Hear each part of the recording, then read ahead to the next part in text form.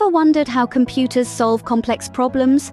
The answer is there, right under our noses, in a concept that's as enigmatic as it is essential: algorithms. Yes, those seemingly cryptic sets of rules that computers follow to process information and deliver results. So what is an algorithm? Think of it as a recipe.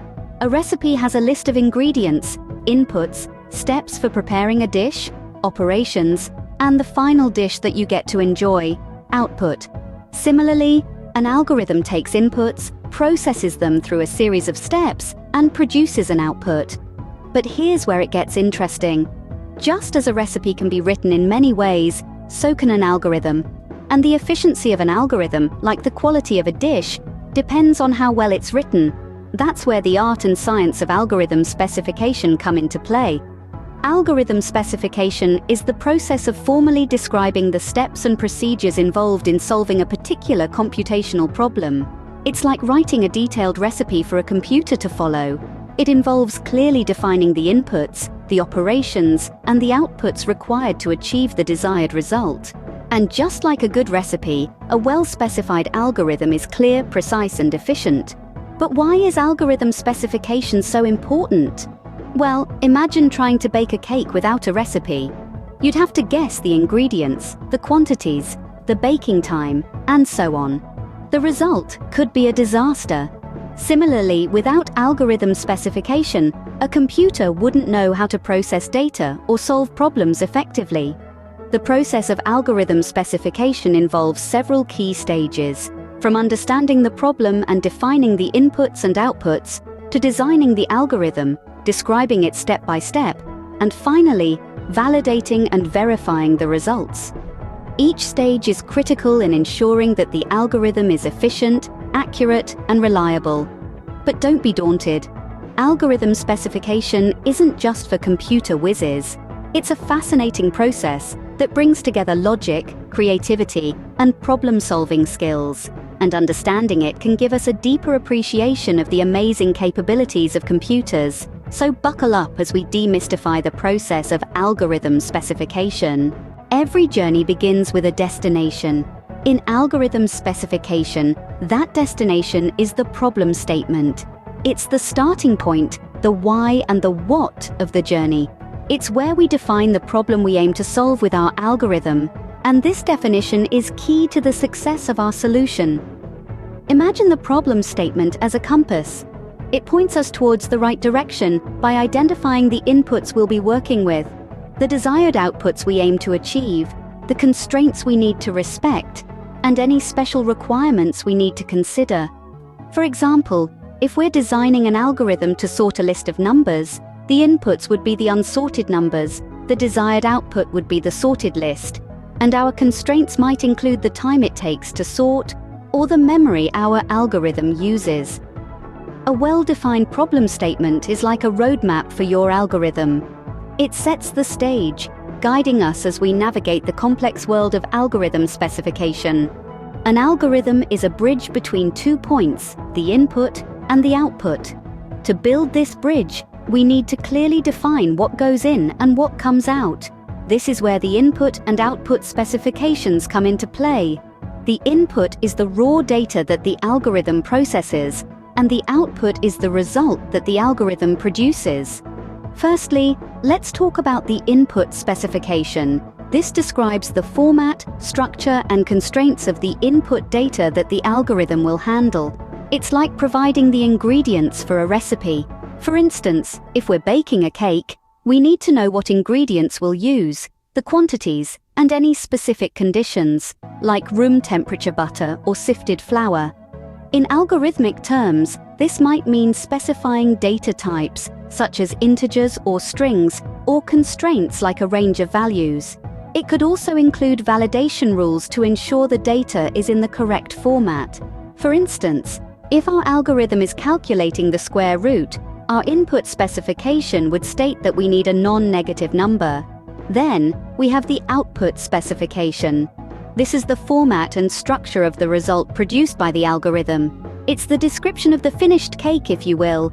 If our algorithm is successful, what should the result look like? We define the desired properties, characteristics, and constraints of the output data here. In the square root example, our output specification would state that the result should be a real number that, when squared, equals the input. This way, anyone using our algorithm knows exactly what to expect. By defining the input and output specifications clearly, we set the parameters for our algorithm. We know what data we're starting with and what result we're aiming for. This is a crucial step in algorithm specification because it sets the stage for the next phase, which is designing the algorithm itself. With a clear understanding of what goes in and what comes out, we can now start building that bridge. Now, it's time to put on our architect hats and design our algorithm. The algorithm design process is a lot like building a house. We have our blueprint from the problem statement and input-output specifications, and now we need to decide on the materials and construction techniques to use. In the world of algorithms, this translates to determining the sequence of steps and operations that will transform our inputs into our desired outputs. First, we need to identify the key tasks that need to be accomplished. This involves breaking down the problem into smaller, more manageable parts. Think of it as breaking the construction of a house into stages, laying the foundation, building the walls, installing the roof, and so on. Each of these stages is critical to the overall structure and function of the house. Next, we need to determine the order in which these tasks should be performed. This is where the concept of control flow comes in. Control flow determines how the tasks are ordered and which conditions may cause the algorithm to branch off into different sequences of tasks. Now, here's where things get interesting. There are often many different ways to accomplish the same task. For example, you can sort a list of numbers in ascending order using a variety of sorting algorithms, each with its own advantages and disadvantages. Choosing the right approach can greatly affect the efficiency of your algorithm. Efficiency is crucial in algorithm design. An efficient algorithm can process larger amounts of data in less time, using fewer resources. It's like choosing to build your house with a power drill instead of a manual screwdriver. The right tools can make a huge difference. But it's not just about efficiency. A well-designed algorithm should also be effective, meaning it accurately and consistently produces the desired result. Just like a well-constructed house that stands strong and functions as intended, no matter the weather conditions. So when designing your algorithm, consider a variety of approaches. Test them out, optimize, refine, and always aim for a balance of efficiency and effectiveness. Remember, a well-designed algorithm is both efficient and effective. Once we have our design, it's time to create a blueprint. This blueprint comes in the form of pseudocode and flowcharts, two vital tools used in illustrating an algorithm's logic. Pseudocode, as the name suggests, is a pseudo or mock version of code. It's a high-level, informal description of the algorithm's logic using natural language and simple programming constructs. It's like a storyboard for a movie, sketching out the main scenes and plot developments. But instead of scenes, we have steps and operations, and instead of plots, we have data transformations. Pseudocode allows us to focus on the logic of the algorithm without getting bogged down by the syntax of a specific programming language. Flowcharts, on the other hand, offer a graphical representation of the algorithm. Using various shapes and arrows, they depict the flow of operations and the decision points within the algorithm. They give us a bird's-eye view of the algorithm, enabling us to see the big picture, the interconnections, and the sequence of operations. But creating a blueprint is not just about illustrating the steps. It's also about assessing performance. And this is where complexity analysis comes into play. Complexity analysis is like the health checkup of an algorithm. It scrutinizes the algorithm's time complexity, space complexity, and any other relevant performance metrics. Time complexity deals with the speed of the algorithm, how quickly it can solve a problem. Space complexity, meanwhile, concerns how much memory the algorithm requires. Together, these metrics give us an insight into the algorithm's efficiency and scalability, helping us understand its behavior under different input sizes and conditions.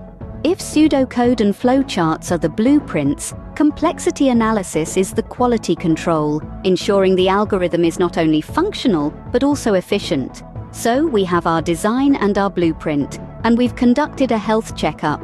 Now we're ready to put our algorithm to work, confident that it's in the best possible shape to tackle the task at hand. With these tools in hand, we can ensure our algorithm performs at its best.